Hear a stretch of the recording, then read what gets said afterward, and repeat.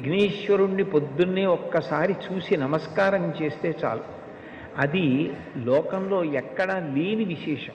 ఒక్కసారి ఆయన ముఖం వంక చూసి నమస్కారం చేసి 16 నామములు ఉన్న శ్లోకం చెప్పి బయటికి విడితే చాలు, విజయం సిద్ధిస్తుంది అని. రెండవది ఆయన యొక్క అపారమైన కరుణ. ఇంకా అంతా ఇంత కరుణ కాదు విఘ్నేశ్వరుడిది. ఆయన క్షమించినంత తొందరగా ఎవ్వరూ క్షమించరు. మీరు చూడండి, అందరికన్నా ఎక్కువగా మరిచిపోయే లక్షణం ఎవరికి ఉంటుంది అంటే పిల్లల యందు ఉంటుంది. మీరు పిల్లలు అనేటప్పటికీ ఒక విషయం జ్ఞాపకానికి తెచ్చుకోవచ్చు. పెద్దవాళ్ళు ఏదైనా తింటున్నారనుకోండి, ఎవరో పెద్దలు వచ్చారు ఇంటికి, ఇంట్లో భోజనమో పలహారమో చేస్తున్న పెద్ద ఆయన ఆ పళ్ళెం పట్టుకునో లేకపోతే చేతిలో ఏ ఉండ్రాయో కుడుమో పట్టుకుని తింటూ వీధిలోకి వెళ్ళి స్వాగతం పలకడం, ఆ పళ్ళెం లోపల పెట్టి తాను పెడతాడు. విఘ్నేశ్వరుడు ఒక్కడు మాత్రం చేతిలో కుడుము పట్టుకుని తిరుగుతూ ఉంటాడు. అంటే పిల్లవాడి లక్షణం.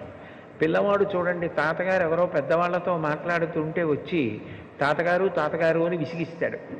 తాతగారు కాసేపు పక్కకి పో అని విసుక్కుంటే కోపం వచ్చి పక్కకి వెళ్ళిపోయి తాతగారు నన్ను దెబ్బలాడారని మనసులో పెట్టుకుని బాధపడతాడు, ఏడుస్తాడు.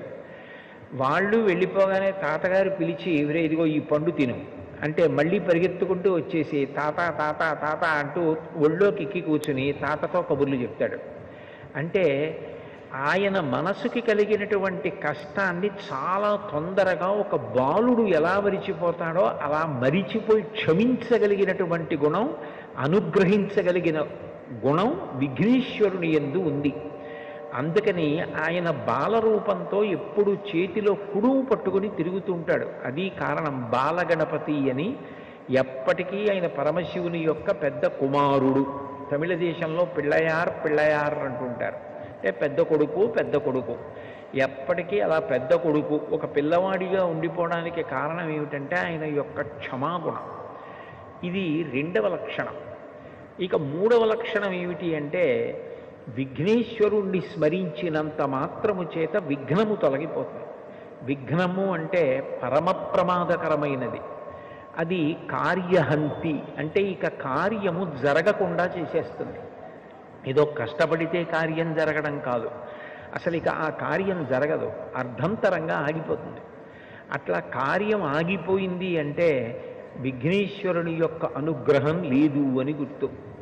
అందుచేత విఘ్నమును తొలగించి కార్యము జరిగేటట్లు చెయ్యగలిగిన వాడెవరు అంటే విఘ్నేశ్వరుడు. విచిత్రమైన విషయం ఏమిటంటే ఇంత గొప్ప అనుగ్రహం ఇవ్వగలిగినటువంటి విఘ్నేశ్వరుడు కేవలముగా తనకేదో పెద్ద ఉపకారం చేస్తే, చాలా గొప్ప పూజ చేస్తే అనుగ్రహించడం కాదు, పరమ తేలికగా అనుగ్రహిస్తాడు. ఎంత తేలికగా అనుగ్రహిస్తాడు అంటే 4 గరికపోచలు తీసుకొచ్చి ఆయన పాదముల మీద సమర్పించినంత మాత్రం చేత ఆయన ప్రసన్నుడైపోతాడు. అందుకే ఎక్కడా లేని రీతిలో ఈ గరికతోటి విఘ్నేశ్వరుడికి పూజ, అంటే ఆయన యొక్క సౌలభ్యాన్ని ఆ పూజ తెలియచేస్తుంది. అటువంటి విఘ్నేశ్వరుడి పూజ మీరు గమనిస్తే మీకు ఒక విచిత్రం కనపడుతుంది. శ్రీరామ నవమి ఉందనుకోండి, చైత్రమాసంలో శుక్లపక్షంలో వచ్చే నవమి శ్రీరామ నవమి. కృష్ణాష్టమి ఉందనుకోండి, శ్రావణ మాసంలో కృష్ణపక్షంలో అష్టమి నాడు వచ్చేటటువంటిది కృష్ణాష్టమి. మాస శివరాత్రి ఉందనుకోండి, ప్రతీ నెల కృష్ణపక్షంలో వచ్చే చతుర్దశి మాస శివరాత్రి. శుక్లపక్షంలోనైనా వస్తుంది, కృష్ణపక్షంలోనైనా వస్తుంది. పౌర్ణమి అమ్మవారికి అత్యంత పూజకి యోగ్యమైనటువంటి తిథి, అది నెలలో ఒక్కమారు వస్తుంది. కానీ విఘ్నేశ్వరుడికి సంబంధించినటువంటి పూజ శుక్లపక్షంలోనూ కృష్ణపక్షంలోనూ 2 సార్లు వస్తుంది. శుక్లపక్షంలో వచ్చేటటువంటి 4వ తిథి ఏదైతే ఉందో ఆ చతుర్థి విఘ్నేశ్వరుడి యొక్క పూజకి ఉద్దేశింపబడింది. వరసిద్ధి వినాయక వ్రతకల్పము అని భాద్రపద మాసంలో శుక్లపక్షంలో చతుర్థి తిథి నాడు చేస్తారు. మళ్ళీ సంకటహర చతుర్థి అని కృష్ణపక్షంలో వచ్చేటటువంటి చతుర్థి అంటే 4వ తిథి నాడు చేస్తారు. విచిత్రం ఏమిటంటే శుక్లపక్షంలో వచ్చే 4వ తిథి నాడు విఘ్నేశ్వరుడికి వ్రతం, కృష్ణపక్షంలో వచ్చేటటువంటి 4వ తిథి నాడు కూడా విఘ్నేశ్వరుడికి వ్రతం. ఈ రెండూ కూడా విఘ్నేశ్వర సంబంధమైన వ్రతాలే. ఇంకా విచిత్రమైన విషయం ఏమిటంటే ఈ 2 వ్రతాలని నిర్ణయించినటువంటి వాడు కూడా విఘ్నేశ్వరుడే.